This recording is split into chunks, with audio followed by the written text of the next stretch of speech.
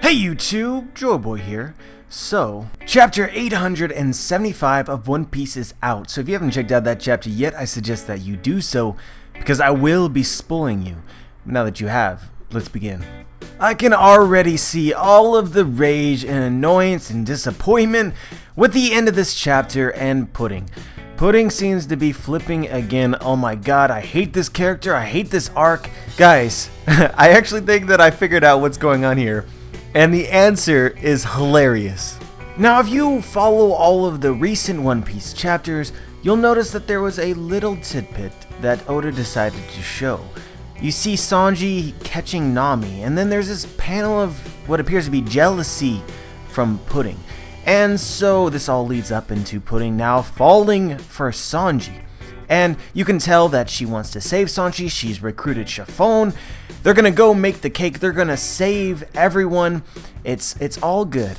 And she sees her lover in Sanji. Oh my gosh, heart. It's Sanji. I can see him. And then her personality flips. And a lot of people are like, okay, well, this means that she has a split personality. She's in some way a psychopath. But guys, if you look a couple pages back, you can see that at this exact moment in time, Sanji happens to be carrying Nami again. This can't be a coincidence. I'm sure Oda made that 100% intentional. A lot of people are like, Pudding's going crazy, and you know, to an extent it is a bit of craziness. You know, women will be women at the end of the day, taking situations out of context here, but for real guys, I don't think that there's any personality issue going on here. I think that Pudding is 100% jealous because she thinks that Sanji has a thing for Nami, which he does. I mean, so maybe, you know, not taking it out of context, but in this particular situation, there's not like mutual feelings, right? Because, yeah. So anyway, guys, that's my personal opinion here. You can continue to speculate that she has a split personality, that she has an evil side and a good side, but I think in the next couple chapters we will know for sure. Anyway, guys, can we talk about that huge ass lightning bolt? Like, holy shit. Now, I don't know if this is like some sort of combination of Nami's abilities and Zeus's abilities, or if Zeus can actually do this on beck and call, and Nami just sort of activated it. But regardless, dude, you know, keep in mind that Enel had the lightning fruit. The lightning Logia devil fruit. He was lightning itself, and he could not create something that looked quite as impressive as that. You know, I don't think that it's going to damage Big Mom, but holy. For me, this is most definitely going to be the distraction the Straw Hats needed in order to escape from the Seducing Woods and find Katakuri and Perospero at the Sunny. Yay! Victory! Yeah! Woo! Said no one. But yeah, a lot of people are complaining about the fact that Nami was able to, in a way, manipulate Big Mom's own homie. And there was just rage fest in the spoiler section. It was so damn cancerous. But guys, after actually having read the chapter, it wasn't as though Zeus did it willingly. Zeus literally ate the weather egg, which I'm not exactly sure what that is, to be honest with you, but he like took it off of Nami's staff, and it made him swell up, and then Nami did some sort of magic wand shit to force him to create a lightning bolt, a crazy ass lightning bolt. And I don't see why anyone is complaining whatsoever. I personally find a lot of enjoyment in this arc from the fact that the characters who do not normally get a lot of screen time are doing some amazing things. They're playing some extremely significant roles in this arc, where it might be normal to ignore a particular character that they just sort of tag along. In this arc, it has literally been carried by the non-traditional Straw Hats. They're shining. From Brook at nearly every instance in this arc, stealing the poneglyph, breaking the portrait, Nami earlier in the Seducing Woods, Nami during the fight versus the Enraged Army, and then Nami here again. Even Jimbei in this last chapter was showing why he is so valuable to the crew. Essentially, making sure everyone stays on track, keeping the potential alive that they will be able to escape. Obviously, Katakuri is still there, so no one is excited still, but at the very least, they didn't get separated, and this all led to them essentially defeating those that were chasing them with the giant-ass lightning bolt. Meanwhile, Luffy has essentially been able to do nothing, and while this might be bothersome for some people. I personally love it because in every single arc, Luffy carries the load. But in this arc, aside from the fight versus Cracker, and maybe showing the portrait to Big Mom during the tea party, I feel like the other strats have actually done more. And that's alright with me. But anyway guys, some people are saying that this takes away from Big Mom as a Yonko, that she is a huge disappointment. And I have problems with this in many ways. I think a lot of people base this off of her appearance. She's not impressive looking. She's not perfect. Of course, she can't take any damage. She's incredibly overpowered and strong. But because Nami was able to steal one of her subordinates away from her, one of her strongest subordinates, that this makes her fodder. Like, how did she even achieve the rank of Yonko if someone as fodder tier as Nami was going to do this? And guys, this opinion is so cancerous. I hardly feel like it's even worth addressing. How did Big Mom become a Yonko if perhaps she has these food rages from time to time and her subordinates are easily swayed? Well guys, it's because Big Mom can't fucking take any damage, dude. She's invulnerable to damage. You see that lightning bolt that Zeus created? It's possible that he could do that at any time when Big Mom actually commands it. Think about that.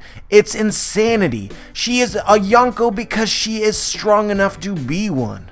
Whoo, baby, man, I need to calm down here. You see me raging at the keyboard right now. But anyway, some people are saying that, and at this point in time, it's just best to ignore them.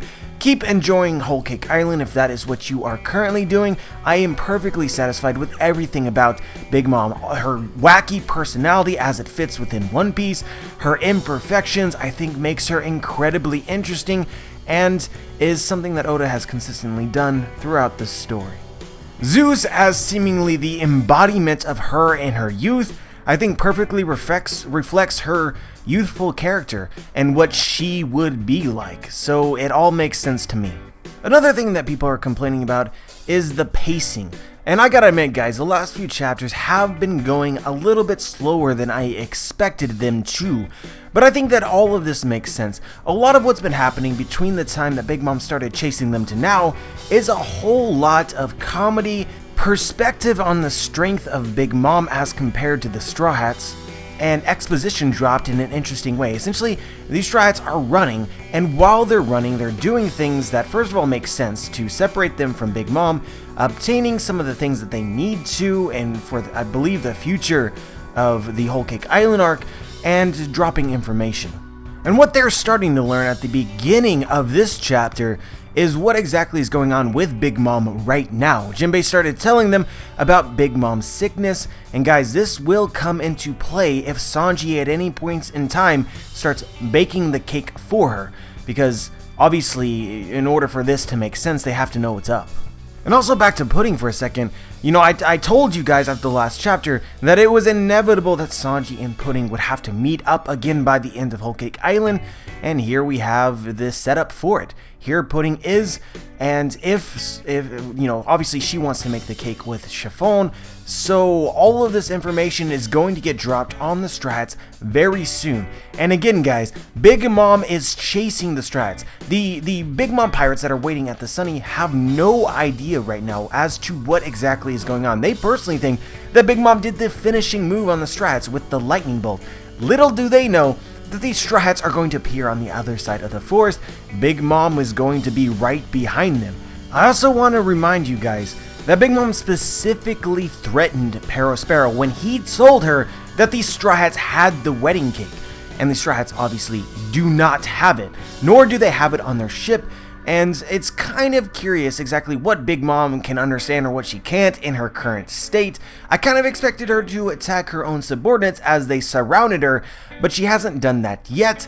But I expect that she will attack Perospero when she finds out for sure that these Strats do not have this wedding cake, because he is right there. But once she finds this out, Perospero is not going to be her only enemy. Everyone will become her enemy again, including all of her other commanders that are waiting at the Sunny. Guys, I expect a all-out brawl here very shortly. But anyway, going to Chopper and Brook for a second, I love how, Chopper is normally he's a scaredy cat, normally, and would shy away from danger such as the situation that they're currently in.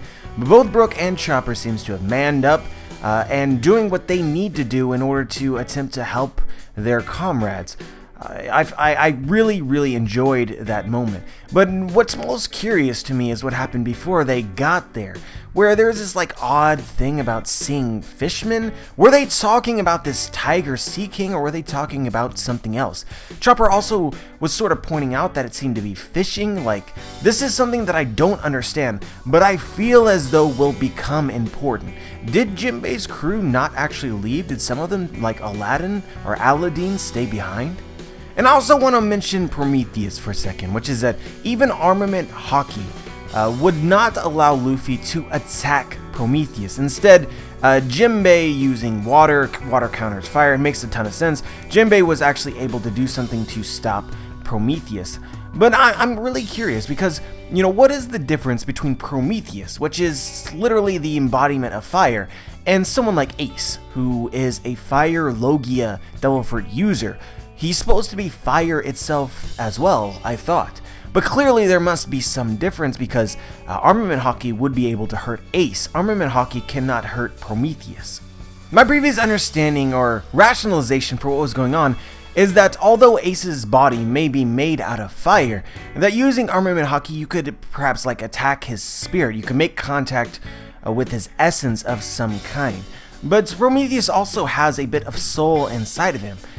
So I'm really just left scratching my head. I'm not exactly sure what's going on here, but I feel as though the answer to this could answer a lot of questions for what exactly is going on with Devil Fruits. Another curiosity from this chapter is the fact that Nami's Vivre card apparently doesn't work while Big Mom is so nearby. And I feel as though this has some significance. Again, Oda is drawing our attention to the Vivre card. I think it still has a role to play somewhere down the line in Whole Cake Island. It could also potentially be used so that Nami can keep control over Zeus, assuming that they actually take Zeus with them wherever they go. That Nami then would act as Big Mom to Zeus and be able to control him with more than just simply feeding him these black thunderballs. Zeus for Nakama was a meme that was thrown around at the end or after last chapter, and guys, I'm like really doubtful about it, but there seems to be an actual way to make it a real possibility.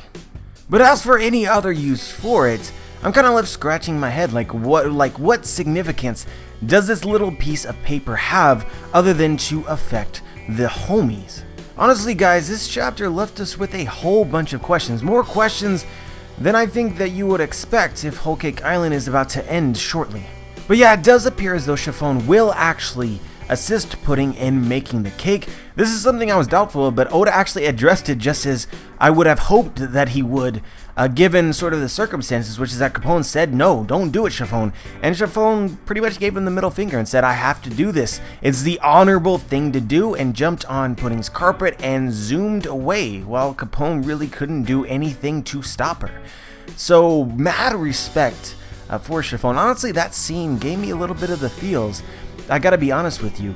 But now I think that this is the kind of setup that we would have needed for Capone to stay and perhaps come back into the story later on Whole Cake Island, perhaps not willing to abandon his wife. Because for sure I think that you should expect Chiffon to leave Whole Cake Island on Capone's ship.